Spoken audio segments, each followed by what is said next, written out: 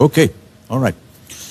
आगे बढ़ते हैं। अभिषेक जी, 5वां प्रश्न आ रहा है। खेल का पहला पड़ाव, 10,000 रुपए इसका मूल्य है और वो आपकी स्क्रीन के ऊपर ये रहा। इनमें से किन स्मारकों की जोड़ी दूरी के हिसाब से एक दूसरे के सबसे नजदीक है? अभी आपके सामने जो ऑप्शंस आएंगे वो स्मारकों की जोड़ी, आपको बताना है कि कौन से जोड़ी दूरी के हिसाब से एक दूसरे के सबसे नजदीक है। Which of these pairs of monuments are closest to each other? Option सुनिए। A, gateway of India, India gate. B, Taj Mahal, Fatehpur Sikri. C, Charminar, Qutub Minar. D, golden temple, Konark sun temple. Sir B, Taj Mahal and Fatehpur Sikri. Sure है? जी सर। ताला लगाने लायक? जी sir. Taj Mahal, Fatehpur Sikri, B, ताला लगाइए। बिल्कुल सही जवाब है आपका। Well played.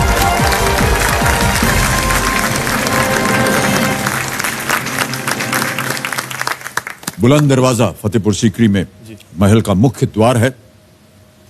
ताजमहल आगरा में है और आगरा से अगर आप बाय कार जाएं तो शायद घंटे डेढ़ घंटे में आप फतेहपुर सीकरी पहुंच जाते हैं। फतेहपुर सीकरी और आगरा में लगभग 45 किलोमीटर की दूरी है। गेटवे ऑफ इंडिया मुंबई में है, इंडिया गेट दिल्ली में, चार मीनार हैदराबाद में और कुतुब मीनार दिल्ली में, गोल्डन टेम्पल अमृतसर में और कोणार्क सन टेम्पल जो है वो उड़ीसा में। तो बिल्कुल सही उत्तर दिया आपने। कभी गए आप फतेहपुर सीकरी? सर ताजमहल गया हूँ मैं। ताजमहल गए जी। जाए कीजिए फतेहपुर सीकरी, बहुत ही सुंदर जगह है। जी जरूर, अगली बार। हाँ, अद्भुत जगह है वहां पे। एक तो ये बुलंद दरवाजा है जो माना जाता है कि शायद विश्व भर में सबसे बड़ा दरवाजा है। अच्छा। फिर वहां पर सलीम चिश्ती की मज़ार है और बहुत ही प्रबल वो एक मज़ार है जहां पर लोग मन्नतें मानते हैं वो पूरी हो जाती हैं। और वहां पर एक बहुत लंबा सा बड़ा सा चबूतरा है, फिर चलने की गलियारे बने हुए हैं। एक वहां पर पिलर है पत्थर का, उस पर ऐसे ठोकिए तो ऐसा खोखला नजर आता है, साउंड आता है उसका। अच्छा। खोखला साउंड। अच्छा। डंग डंग डंग डंग, पता नहीं कैसे बनाया उन्होंने। और एक तरफ फिर उनकी जो दरबार लगता था और किस तरह वो सेंटर में एक जगह बनी हुई है और ऐसे ऐसे उसकी गलियारे हैं। तो जितने भी उनकी जो मान लीजिए जैसे दरबार लगता हो या असेंबली लगती हो या जो भी पार्लियामेंट लगता हो उनका, वो एक वहाँ पर एक अलग स्थान बना हुआ है। तो जो मेन आदमी होता था वो बीच में बैठता था और बाकी सब लोग इर्द गिर्द बैठते थे। और अकूस्टिकली इसको इतनी खूबसूरती से बनाया गया है कि कभी भी स्पीकर की जरूरत नहीं होती, स्पीकर होते ही नहीं थे, लेकिन जो भी किसी भी कोने से बात करे वो आप सुन सकते हैं। अच्छा। और एक बहुत बड़ा समझ लीजिए एक स्टेडियम की तरह स्टैंड बना हुआ है और जमीन पे बहुत बड़ा एक चेस बोर्ड है। अच्छा। 25 उस पे 25 खेलते थे लाइव। लोगों के साथ 25 खेलते थे। अच्छा। तो ऊपर बैठ के राजा महाराजा बोलते थे अच्छा तुम उधर जाओ, फिर वो आगे चलता था। इतना बड़ा एक बोर्ड है जिसपे 25 खेलते थे विद ह्यूमंस। अच्छा। बहुत ही इंटरेस्टिंग था। ऑलराइट, ओके, बहुत सारी बातें बताती हैं आपको। पहुंच ही जाइए आप फतेहपुर सीकरी। जाता हूं सर। छठा प्रश्न आ रहा है, 20,000 रुपए इसका मूल्य और वो प्रश्न आपके सामने ये रहा।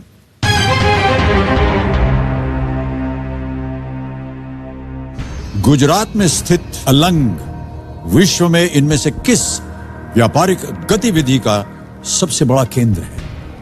Alang in Gujarat is the biggest center in the world for which of these commercial activities?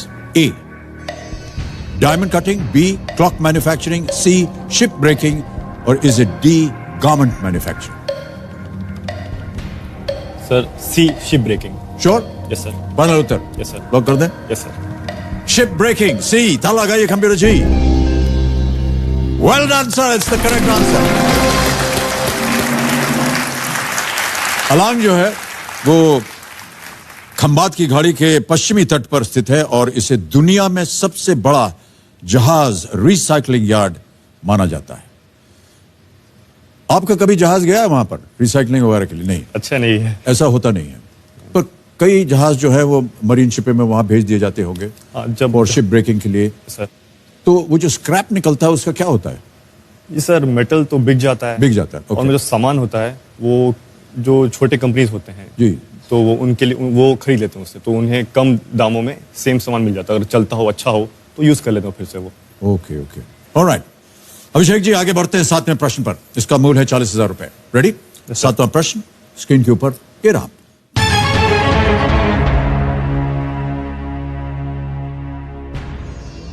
इस वीडियो क्लिप में नजर आ रहे इमारत को पहचानिए। Identify the building seen in this video clip. Can we have the video clip please?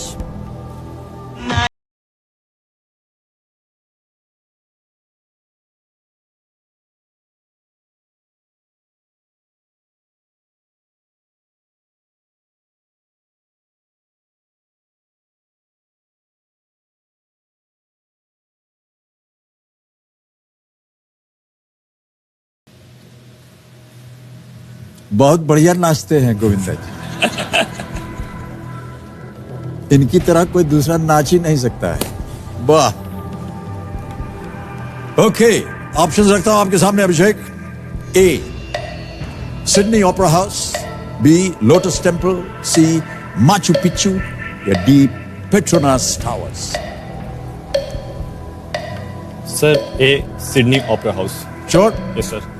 A Sydney Opera House. Computer ji ताला लगाइए। Yes, you right. Well played Abhishek. ये जो आपने देखा ये एक फिल्म से है। गोविंदा जी इसमें कलाकार है।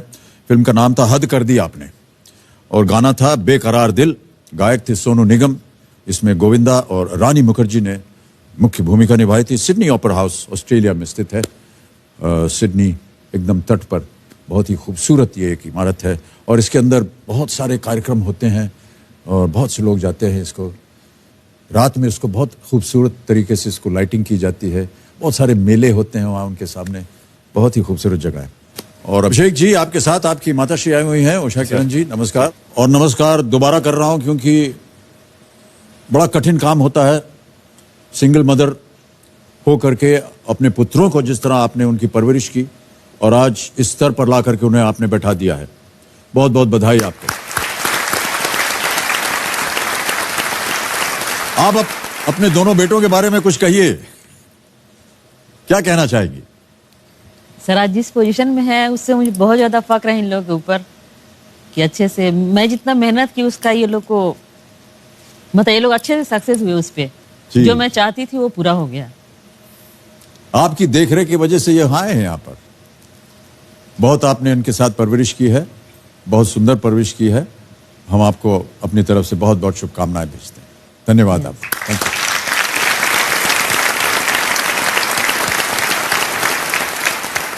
माँ ने आप दोनों को परवरिश करके आपको बड़ा किया। आप कुछ कहना चाहेंगे माता जी को?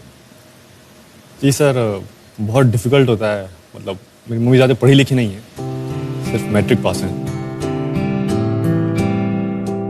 मैं जब से 6-7 साल का हूँ तब से वो अकेले ही मेरा और मेरे भाई का ख्याल रख रही हैं। जब तक छोटे थे वो लोग तब स्कूल में पढ़ाना बहुत ज्यादा स्ट्रगल करना पड़ा। मैं एक ऑफिस में भी वर्क करती थी, उसके बाद साइड से LIC की भी काम करती थी और घर में प्लस स्वेटर भी बुनती थी स्कूल का ऑर्डर लेकर। जी, जब मैं शिप में काम करता हूँ, जो 12 घंटे की मेरी ड्यूटी होती है, तो आपको हमेशा फोकस रहना पड़ता है, पर कभी कभी दिमाग भटक जाता है। और जब भटकता है तो मम्मी की याद आती है। अब कोई खास जरिया भी नहीं है कांटेक्ट करने का, सिर्फ ईमेल है, तो वो काफ़ी डिफिकल्ट होता है कि दिमाग के मतलब बैकग्राउंड में चलता रहता है कि मम्मी अकेली हैं, कैसी होंगी, उनका ख्याल कोई रखने वाला नहीं है, तो क्या करें। तो उसमें जब हमारे पापा मम्मी सेपरेट हो गए, वो मतलब मैट्रिक पास में ज़्यादा जॉब मिलती नहीं है जी। तो पर इन्होंने कैसे भी करके इन्हें जॉब मिली एक एडवोकेट के ऑफिस में। फिर सैलरी तो क्या मतलब नामात्र के बराबर ही थी, क्योंकि काम सीख भी रही थी और आगे बढ़ रही थी। तो उसमें 2 बच्चों को पढ़ाना, खाना पीना, परवरिश, तो काफ़ी मुश्किल हालात है उस टाइम। देखा है, काफ़ी मुश्किल घड़ी देखी है, पर ऐसा कभी नहीं कि हमें कुछ कमी नहीं होने दी मम्मी ने हमारी, एटलीस्ट खाने के मामले में। और हम भी शायद समझ ही गए थे, तो हमने भी कभी ऐसे कुछ डिमांड नहीं किए कि जो वो पूरा ना कर पाए, उन्हें बुरा लगे। तो जो भी आज हम हैं, मैं और मेरे भाई, सिर्फ अपनी मम्मी की मेहनत की वजह से हैं। वाह, बहुत खूब। आपके बड़े भाई साहब क्या कर रहे हैं? जी सर, वो इंडियन नेवी में कमांडर हैं। कमांडर हैं आप? ओह ओके, इंडियन नेवी में। तो समुद्र के साथ दोनों भाइयों का संपर्क है कि नहीं? एक्चुअली सर उल्टा है, मेरे भैया को मर्चेंट नेवी में आना था ओह, और वो आ गए इंडियन नेवी में। मुझे ज्वाइन करना था एयरफोर्स और मैं आ गया उल्टा मर्चेंट नेवी में। अभिषेक जी, आप बहुत अच्छा खेल रहे हैं, इसी तरह आगे भी आप खेलते रहिए। आपने कहा था कि आप यहाँ से ढेर सारी धनराशि लेकर के जाएं और आपकी उम्मीद है कि एक दिन आप डायरेक्टर बने, फिल्मों की ओर आप आकर्षित हो रहे हैं। और जैसा कि हमने आपका शुरू में परिचय दिया था कि आपने कहा भी था कि हम कुछ एक्साइटिंग करना चाहते हैं, एक ही काम करते रहें तो बोर हो जाते हैं। तो ये जो आपने जहाज को स्थिर रखा है, अब आप अपने जीवन को भी स्थिर बन लीजिए, है कि नहीं? डायरेक्टर बनना चाहते हैं, अगर डायरेक्टर बन गए आप, यहां से ढेर सारी धनराशि ले गए, वहां आप स्थिर रहिएगा। जी कई इसलिए रहा हूं कि जब आप डायरेक्टर बन जाएंगे तो हमें भी काम दीजिएगा। सर जरूर, पर वादा रहिए आपका। बस सर, पर क्या है सर कि आजकल बड़ी मारामारी है, काम वाम मिलता नहीं है, तो आपसे अभी से हम ऐसे चरण स्पर्श कर रहे हैं, दे दीजिएगा भाई साहब। जी सर। ओके, आगे बढ़ते हैं। अभिषेक जी, 8वां प्रश्न 80